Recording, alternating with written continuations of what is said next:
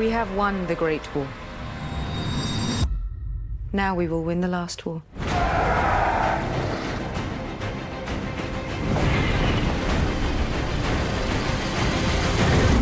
We'll rip her out, root and stem.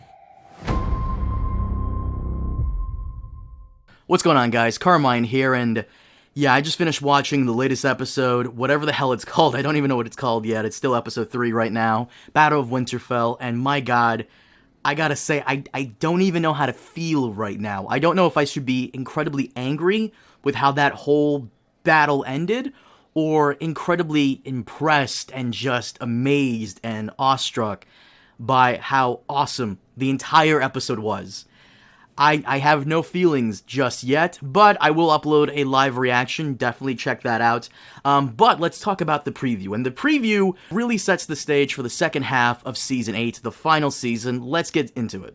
Now, the first thing we see is Cersei overlooking her army, the Golden Company, the guys she got over from Essos. Now, the Golden Company, as you probably already know, they're one of the best sellsword companies in all of Essos. And, yeah, she looks pretty satisfied with her stuff. I'm sure Qyburn's little birds have come to him and told him the situation at Winterfell. Somehow everybody probably survived, is what they probably told him. And, yeah, they are destroyed. That battle was a fucking massacre, and holy shit, I'm surprised. First off, I'm surprised anybody survived the courtyard fighting. I know this is supposed to be about the preview, a breakdown for the preview, but I'm just... How did anybody survive the... Oh, right, plot armor. But how did any, like, random extra with, like, a sword and armor survive the background, like, insanity that was just going on? Like, it even took Jon almost an hour to try to get to the Godswood to kill the Night King, and he just couldn't do it. Like, how did anybody survive the... Whatever. But apparently people did survive. And Cersei is getting ready. She's amassing the Golden Company to go kill everybody. And we can see Euron there. Now, Euron is with her. I don't know if Euron is just there just to see the army, or if they're officially a couple now, or whatever the hell they are. Friends with benefits. Whatever. Next, we get the aftermath of what happened at the Battle of Winterfell, with Dany saying, "We have won the Great War, and now we will win the last one." And I gotta say, I really am gonna be curious as to everyone's reaction to Dany. She pulled her weight here. She really did. I thought Dany was gonna be, flying on Drogon the entire time, taking out people, and, no, she actually really did pull her weight. She did stuff, especially at the end with Jorah. No, she really came through, and it's a shame that whirlwind came out of nowhere and just blanketed the entire battlefield with it. Otherwise, they would have swept the whole army of the dead.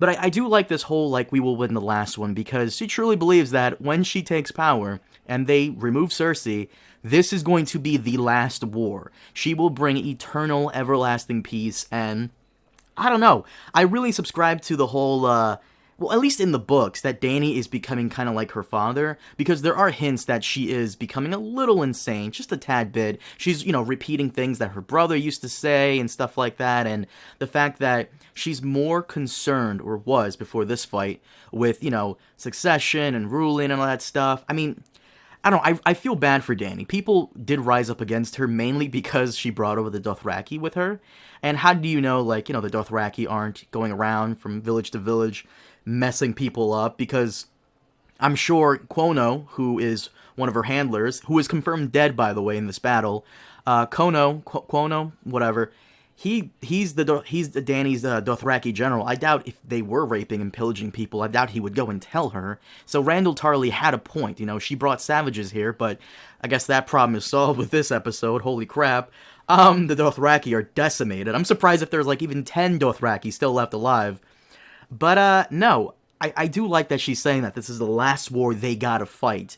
However, I am curious to see what Jon and the Northerners really think of this, because her Unsullied army, she has almost nobody left. If there are any people left, she's gonna have to go around the Seven Kingdoms and rally troops, because, once again, that World War Z fight that just took place at the Battle of Winterfell, I don't understand how there could be anybody left after all that. I'm surprised they even have 10 people in the preview to, start building Winterfell, because we can see some people in the preview, starting to pick up some, some wood or whatever, and begun the reconstruction process, but Like, ugh, I'm really surprised that this whole Great War thing didn't stretch on into episode 5. Now I'm really curious to see it. It's a mixed reaction for me that Cersei is the end boss, but it's interesting nonetheless. Next, we get a bunch of quick scenes: Dany with Rhaegal, Arya kissing someone, who I assume is Gendry,